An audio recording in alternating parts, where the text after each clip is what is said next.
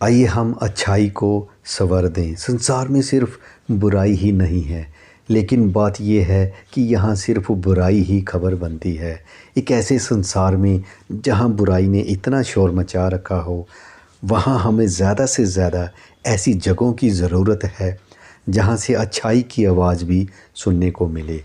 हम सब अब और मौन नहीं रह सकते।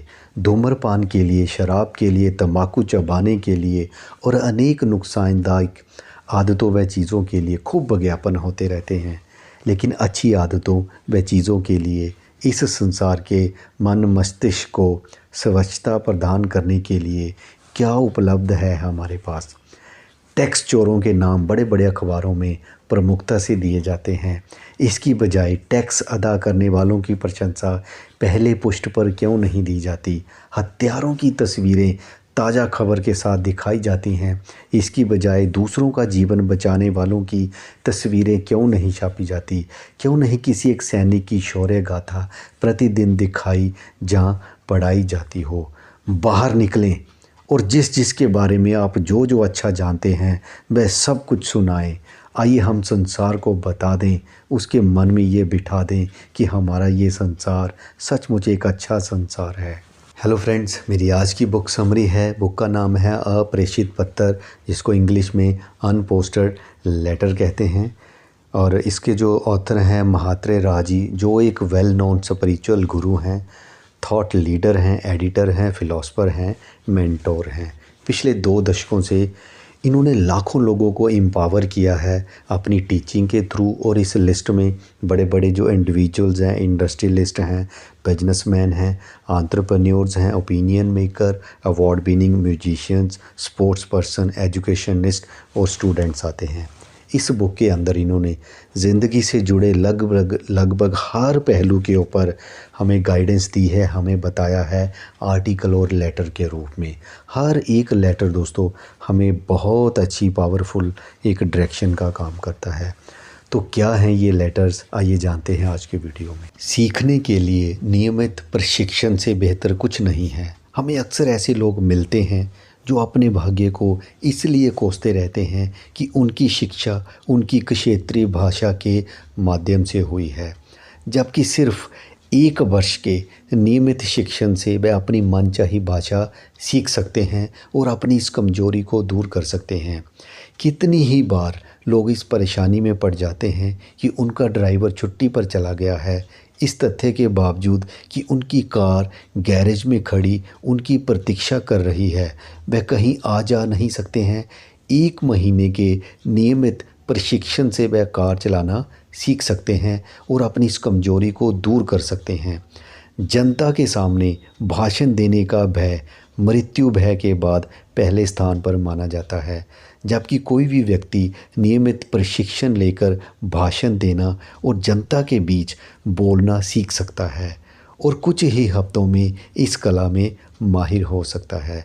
जब किसी कमजोरी को, किसी सीमा को तोड़ा जा सकता है, तो फिर उससे पीड़ित क्यों रहा जाए और इस कारण खुद को आजीवन अक्षम व अयोग्य क्यों रहने दिया जाए। सीखने में, प्रशिक्षण में थोड़ा समय लगाएं, उस कमजोरी को दूर करें और फिर आजीवन उसके लाभ का आनंद उठाएं।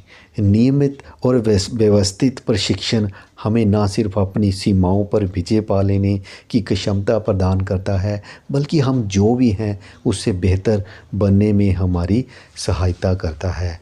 दौड़ तो कोई भी सकता है, लेकिन यदि आप एक धावक बनना चाहते हैं तो आपको एक व्यवस्थित और नियमित प्रशिक्षण से गुजरना होगा। एक खराब लिखावट भी प्रशिक्षण के बाद सुलेख बन जाती है।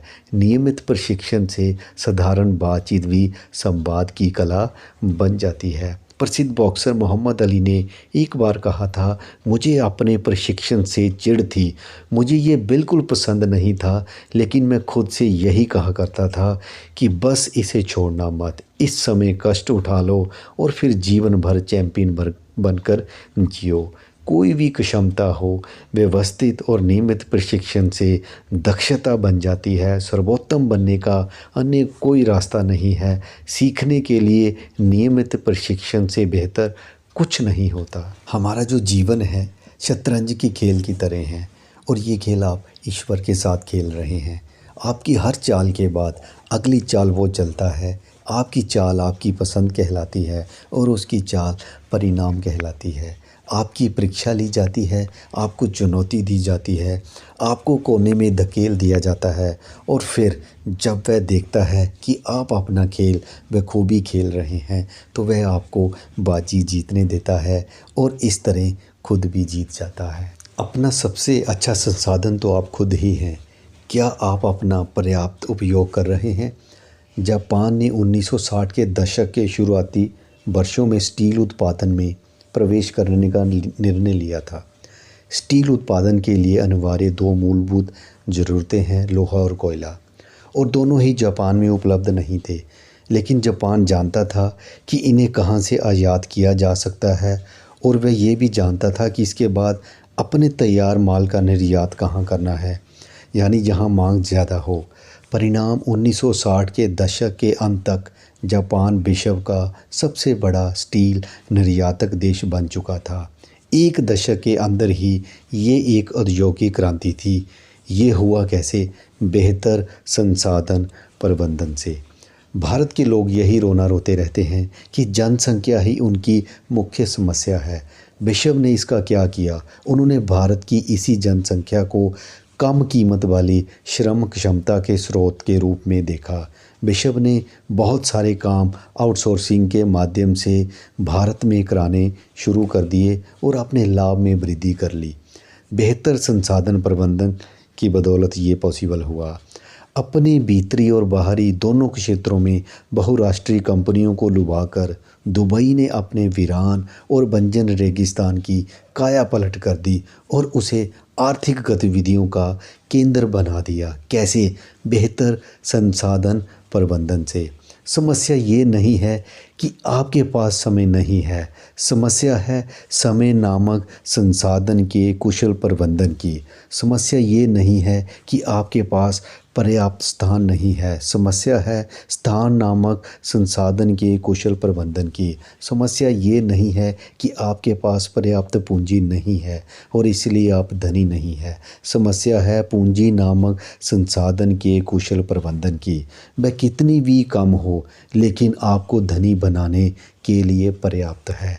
बिना लोहे और कोयले के जापान 1960 के दशक में विश्व का सबसे बड़ा स्टील निर्यातक देश बन गया। शून्य संसाधनों की मदद से जापान ने पर्याप्त परिणाम दिए। तो हमें ये विश्वास तो कर ही लेना चाहिए कि पर्याप्त की मदद से हम अच्छे परिणाम दे सकते हैं। आपके जीवन में कहीं ना कोई संसाधन या तो गंवाया जा रहा है या उसका गलत प्रबंधन किया जा रहा है। देखें और तलाश करें कि वह क्या है और उसमें सुधार करें। वास्तव में अपना सबसे अच्छा संसाधन तो खुद आप ही हैं। क्या आप अपना पर्याप्त उपयोग कर रहे हैं? जीवन कोई लक्ष्मण रेखा नहीं खींचता, हमारा मन ही ये रेखा खींच लेता है। जीवन कोई बंद दायरा नहीं है, आप जितना चाहें इसमें निवेश कर सकते हैं। ये पूरी तरह खुला हुआ है। आपके जीवन में उतनी ही संभावनाएं हैं जितनी आपका मन सोच सकता है, जितनी आपका दिमाग विश्वास कर सकता है और जैसा कि जीवन के प्रति आपका रवैया है। जीवन के लिए सबसे सटीक शब्द है ज़्यादा।